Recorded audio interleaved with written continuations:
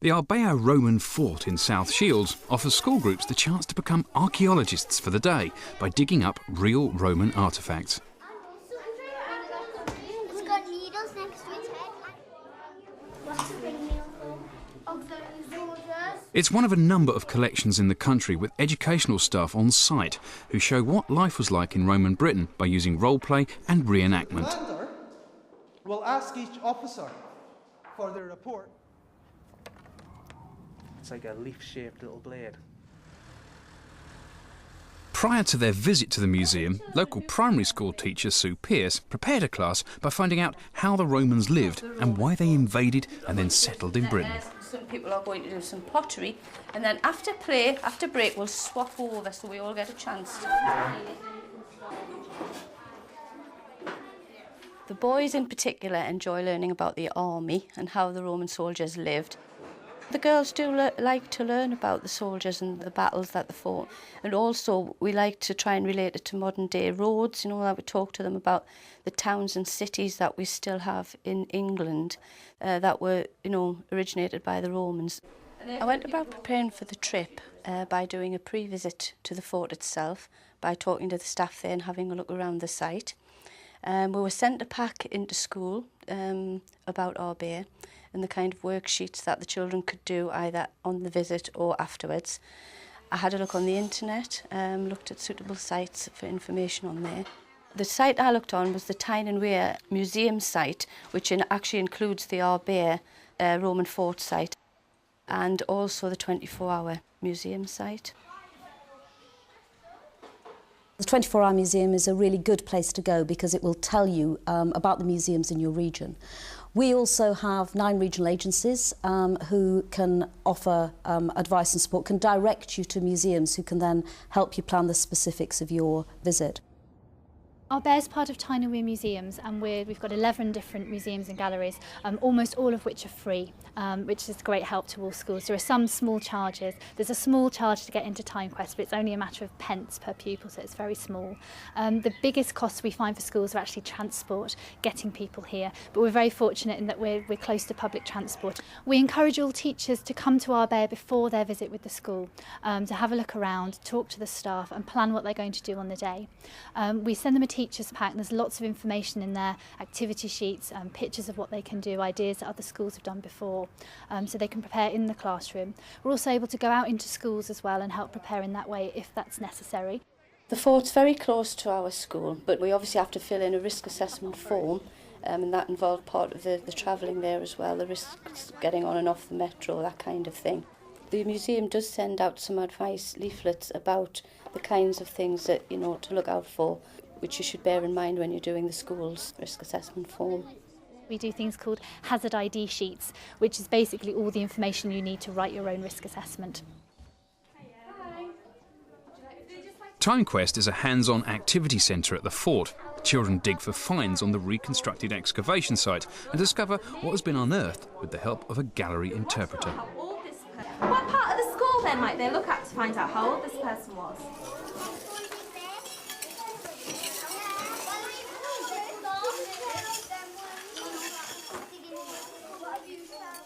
TimeQuest is really special. It's the only place in the northeast that you can do something as experiential. You can be an archaeologist, you can dig up real Roman objects. They're not replicas, they're things that Romans left on this site 2,000 years ago. It's something that you really can't do anywhere else. So you can dig up your finds, you can analyse them, look at them, handle them, discuss them, draw them, use all sorts of different activities in there as well.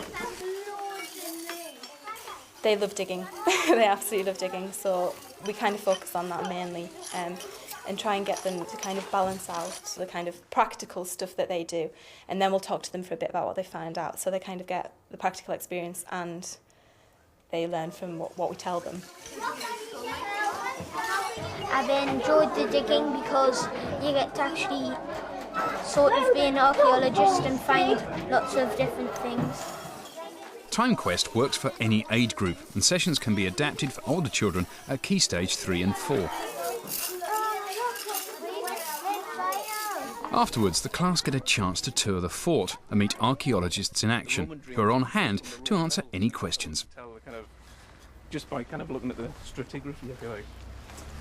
Now then, can anybody have a hazard a guess to see what this is down here? We do quite a lot of work with local secondary schools, taking students on sort of work experience placements, both with the education staff who help out in TimeQuest and help the younger children understand about it, but also we're able to offer some placements for archaeologists so they can actually go and dig. I think they can actually get a great deal of hands-on archaeological experience, which is quite a rare thing.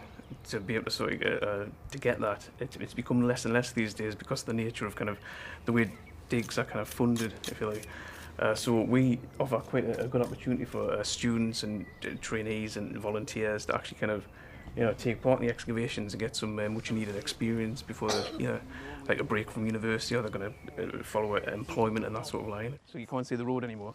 And underneath that, we've got all these drains going across the site, which is quite interesting.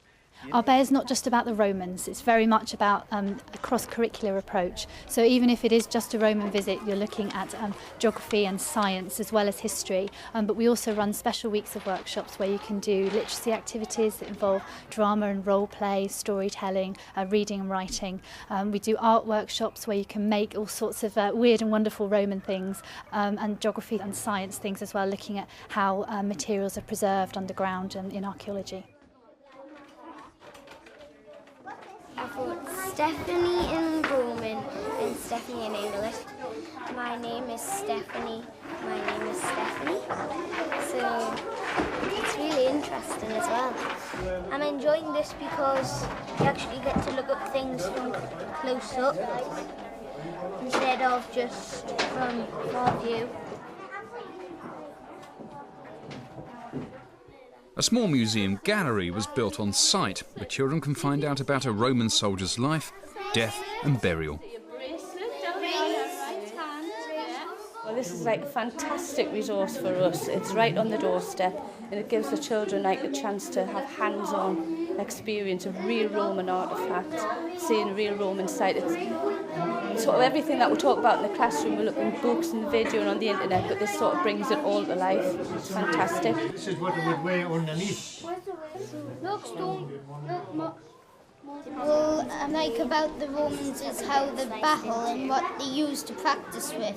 They'll have like a spear and they'll have that other sword, so they can actually get the spear there and that sword there and like hit with that spear and hit them with the sword at the same time.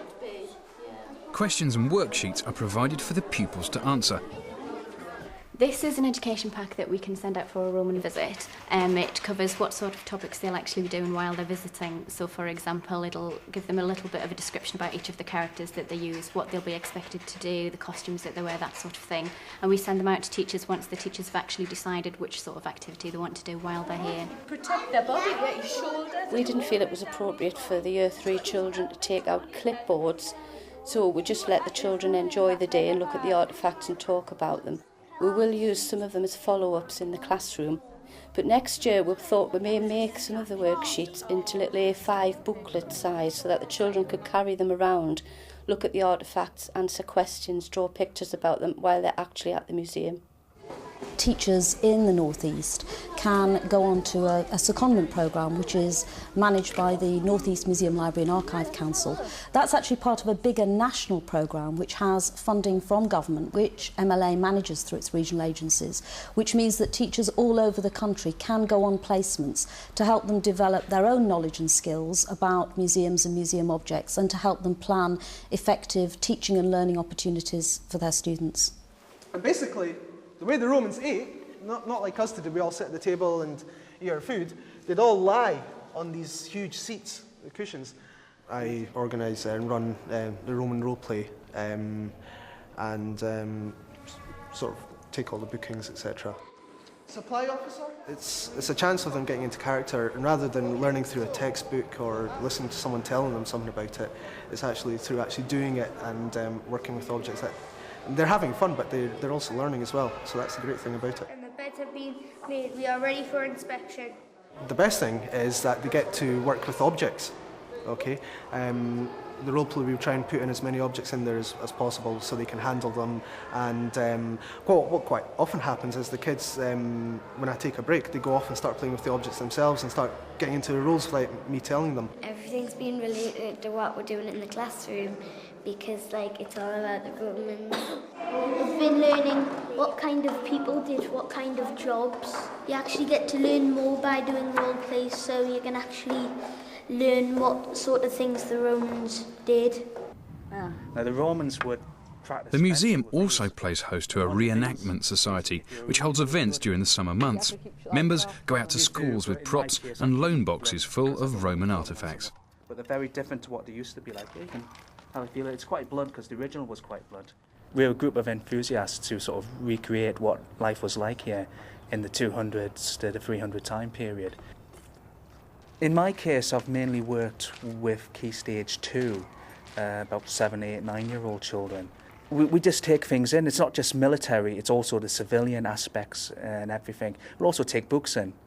I'll also ask what they've been doing, and we go through, we actually let them touch toys, religious things, or ornaments, whatever they've sort of been learning about. We'll talk people, we'll let them try things on. We'll let them try the helmets on. If they want to feel what it's like to actually have the sword and all the leather work on, we'll give them a go.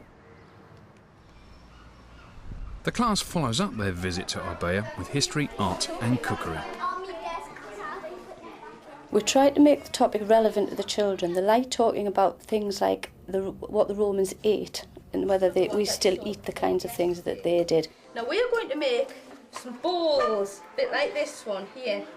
Okay, quite a shallow bowl that they might have eaten from. You need to wet your hands a bit more, Sam. We're going to do quite a few follow-up activities. One of them is that some of the children are going to be doing some mosaic pictures using outlines of Roman pictures that were found in books. Some of the children are going to make Roman scrolls. This comes under the DT and art and craft activities. Another group of children are going to be making some Roman cakes from a recipe that, again, we found in some topic books. Out of all the museum had to offer, what was the most memorable? I possibly enjoyed the digging the best because I like getting dirty and scruffy as well. The digging, because I found the skull and I was really happy that I found it with my friend. I like going to the museum because I like seeing the dead woman there. The Arbea Roman fort showed that you can have a variety of learning experiences for children, and given that all children learn in very different ways, this was, I think, something that was clearly really important to ensuring that all those children didn't just have a good time at the fort, but all of them got something out of that experience that would support their learning back in school. And certainly our own research in the Renaissance programme has borne that out. The big survey we did 2 years ago with nearly 1,000 teachers showed that teachers thought there were very clear links between creativity and inspiration and enjoyment and the acquisition of knowledge and understanding.